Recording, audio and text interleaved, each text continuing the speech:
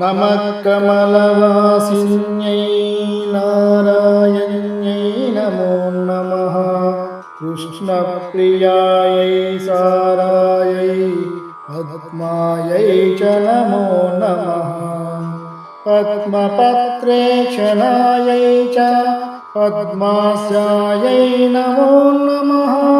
पद्मासनायै पद्मिन्यै वैष्णव्यै च नमो नमः। सर्वसम्पत्स्वरूपायै सर्वदात्र्यै नमो नमः। सुखदायै मोक्षदायै सिद्धिदायै नमो नमः। हरिभक्तिप्रदात्रै च हर्षदात्रै नमो नमः।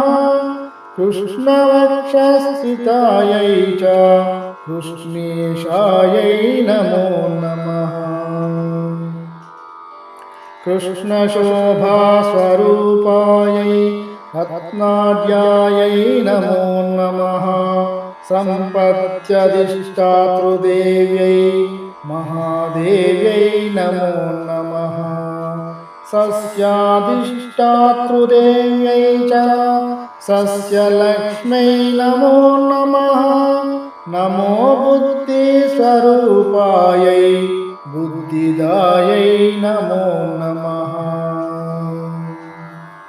वैकुण्ठे च महालक्ष्मीर्लक्ष्मी क्षीरोदसागरे स्वर्गलक्ष्मीरिन्द्रगेहे राजलक्ष्मीनुपालये।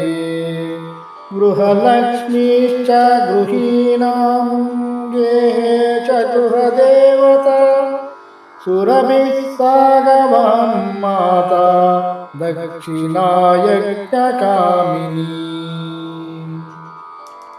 अदितिर्देव माता त्वं कमला कमलालये स्वाहा त्वं च हविर्दाने कव्यदाने स्वदा श्रुता।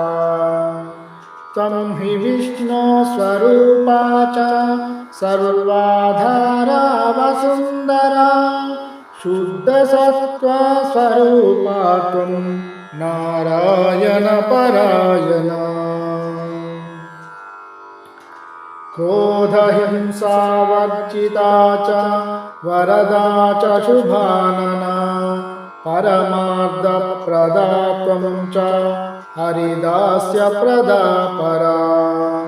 यया विना जगत्सर्वं भस्मीभूतमसारकम् जीवन्मुतं च विश्वं च शिवतुल्यं यया विना। सर्वेषां च परा त्वं हि सर्वबान्धवरूपिणी यया विना न सम्भाष्यो बान्धवैर्बान्धवप्रदा। त्वया हीनो बन्धुहीनस्त्वया युक्तसबान्धव धर्मार्थकाममोक्षाणां त्वं च कारणरूपिणी। स्तनन्दयानां त्वं माता शिशूनां शैशवे यथा तथा त्वं सर्वदा माता सर्वेषां सर्वविश्वतः। त्यक्तस्तनो मातृहीन स चेज्जीवति दैवतः त्वया हीनो जनः कोऽपि न जीवत्येव निश्चितम्। सुप्रसन्नस्वरूपा त्वं मे प्रसन्ना भवाम्बिके वैरिग्रस्तं च विषयं देहि मह्यं सनातनी। वयं यात्रया हीना बन्धुहीनाश्च भिक्षुकाः सर्वसम्पद्विहीनाश्च तावदेव हरिप्रिये। राज्यं देहि श्रियं देहि बलं देहि सुरेश्वरी कीर्तिं देहि धनं देहि पुत्रान् मह्यं च देहि वै। कामं देहि मतिं देहि भोगां देहि हरिप्रिये। ज्ञानं देहि च धर्मं च सर्वसौभाग्यमीप्सितम्। सर्वाधिकारमेवं वै प्रभावं च प्रतापकं। जयं पराक्रमं युद्धे परमैश्वर्यमेव च।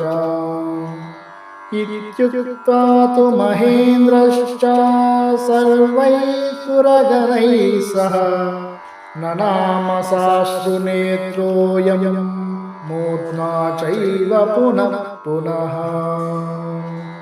ब्रह्मा च शङ्करश्चैव शेषो धर्मश्च केशवः सर्वे चक्रुः परिहारं सुराते च पुनः पुनः। देवेभ्यश्च वरं दत्त्वा पुष्पमालां मनोहरां केशवाय ददौ लक्ष्मीः सन्तुष्टा सुरसंसदि। ययुर्दैवाश्च सन्तुष्टाः स्वं स्वं स्थानं च नारद। देवी ययौ हरे क्रोडं हृष्टा क्षीरोदशायिनः। ययतुस्तौ स्वस्वगृहं ब्रह्मेशानौ च नारद। दत्त्वा शुभाशिषं तौ च देवेभ्यः प्रीतिपूर्वकम्। इदं स्तोत्रं महापुण्यं त्रिसन्ध्या पठेन्नरः। कुबेरतुल्य स भवेन्द्राज राजेश्वरो महान्। सिद्धस्तोत्रं यदि पठेत् सोऽपि कल्पतरुर्नरः। पञ्चलक्षजपेनैव स्तोत्रसिद्धिर्भवेन्नूनाम्।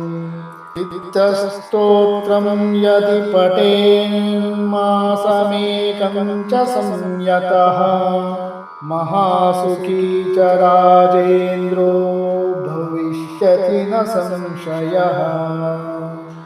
इति श्रीब्रह्मवैवर्ते महापुराणे द्वितीये प्रकृतिखण्डे नारदनारायणसंवादे एकोनचत्वारिंशत्तमोऽध्याये महेन्द्रकृत श्रीमहालक्ष्मी स्तोत्रम्।